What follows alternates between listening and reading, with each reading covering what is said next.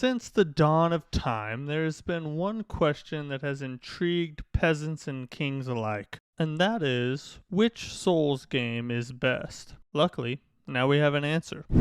Like me. MTK here, and I put out a poll on my channel with 3 different video ideas and asked my subscribers which one they wanted most. To my surprise, the vote tallied in favor of a Soulsborne ranking video. So, here we are. I guess when you love something, you naturally are interested in other people's opinion on that thing. So let me start by first saying I love all the Souls games, and my opinion on where they stack up has changed over the years, and probably will change in the future. And I'm open to discussion on this and would love to hear your opinion in the comment section below. So without further ado, here's my ranking of the Soulsborne games, worst to best. I am a Dark Souls 2 defender, an advocate if you will, and while I do believe that much of its criticism is at least blown out of proportion and at most downright false, I'm not blind to its shortfalls either, from the clanky directional mechanics to the infamous adaptability stat and everything in between. Dark Souls 2 has its problems, and those problems have earned it the title of the most hated Souls game that's ever been made. And while I don't agree with what the haters have to say about Dark Souls 2, I can understand where they're coming from. Don't get me wrong, I do believe it is a great game that all Souls game lovers should play at some point. And in a lot of ways, its place on this list is more about how great the other Souls games are and less about its own faults. But alas, because of the quality of the series and some key sticking points, I'm forced to place it in last place. Dark Souls 1 is a tough one for me. I feel like it deserves a certain amount of respect for being what I believe is the beginning of the Souls game's rise to fame, despite being the second entry in the series. But it's missing many of the quality of life improvements that you find in the later games, and since it is the foundation by which the later games are built on, it obviously doesn't do things like movement mechanics, graphics, and general gameplay quite as well. That's the nature of being the foundation of something. But it is still a great game, and one that every Souls player should go back and play, if for no other reason than to pay homage to one of the OGs. But when we're talking about ranking the Souls games, we have to look at quality over due respect. So the fact alone that it was a pioneer in a rising genre is not enough to propel it further up the list. So for those reasons, I have to give it the 6th spot on the list. I have to admit, I have a soft spot for this game, as it played a key role in my conversion from a Souls game hater to what I am today. And I'll leave a link down in the description to the video that I made detailing that journey. So maybe I am a little biased when it comes to this one, and it should be noted that I am talking about the remake here, not the original. With the improvements made in the remake, some classic boss fights, and perhaps being the best entry point for newcomers, I believe the 5th spot is well deserved. But I do not think it even comes close to being able to overtake any of the other games above it. A big part of that is that although its difficulty level is a plus in one regard, being that newcomers can adapt to it pretty easily, it's also a negative in that once you are a little more seasoned, you will be hungry for more of a challenge. A challenge that Demon Souls just can't provide for you.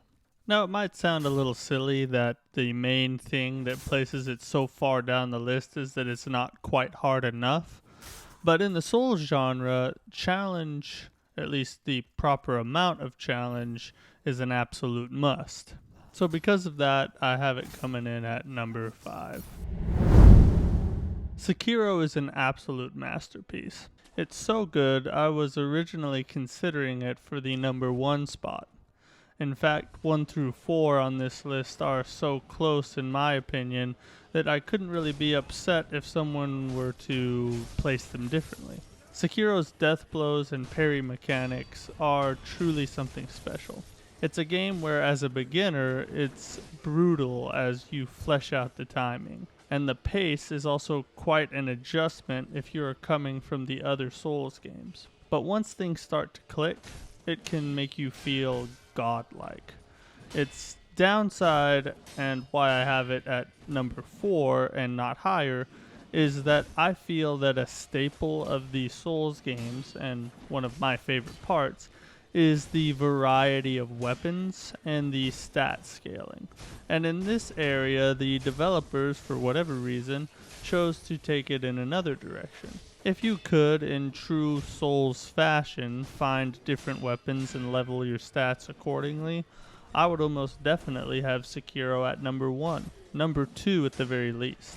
But as I mentioned before, since the margin of separation is so tight in these remaining games, I have this one sliding down to number 4. Bloodborne is number 1 on many people's lists, and I'm sure that its hardcore fans will cry blasphemy in the streets to see it ranked at anything under number 2. And I can kind of understand why that is. After all, you don't amass such a loyal following if you aren't something exceptional.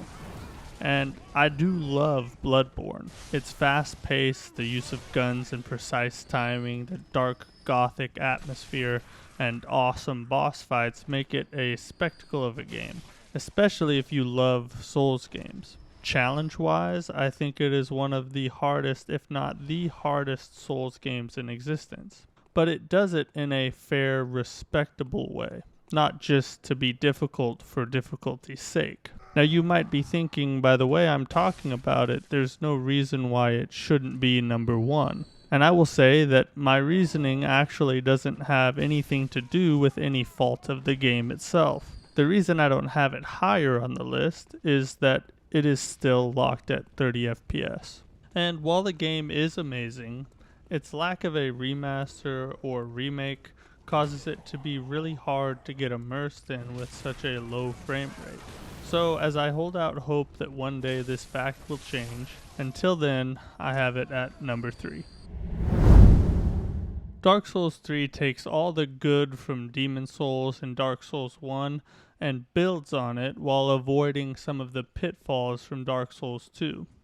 It is, in my mind, the perfection of the Dark Souls series.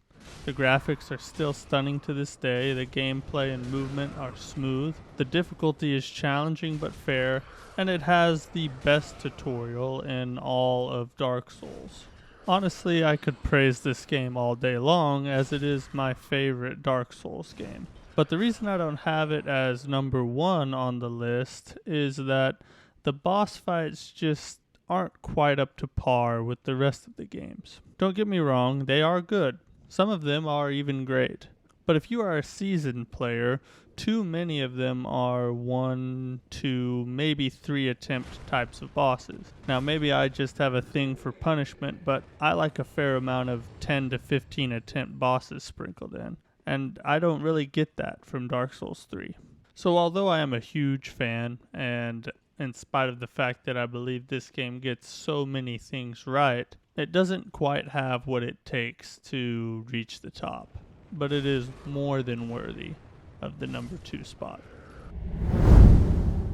I don't believe Elden Ring gets enough respect, especially from Souls veterans. I've heard people bring up how it is too easy, or that the open world element takes away from its challenge, and I guess that is true to some extent. But the reverse is also true. Elden Ring is as hard as you want it to be. You can blaze through it and enter areas and bosses underleveled, or you can take your time and overlevel. If you think about it, it's probably the most brilliant move FromSoft has ever made. They were facing a problem where they had to try to cater to their more loyal hardcore fans, while also trying to make the Souls genre accessible to newcomers and the masses at large. So, by making the game open world, it allowed the casual player an on-ramp to jump in, while giving the hardcore challenge seekers the freedom to grind. This is why bosses like Millennia are optional.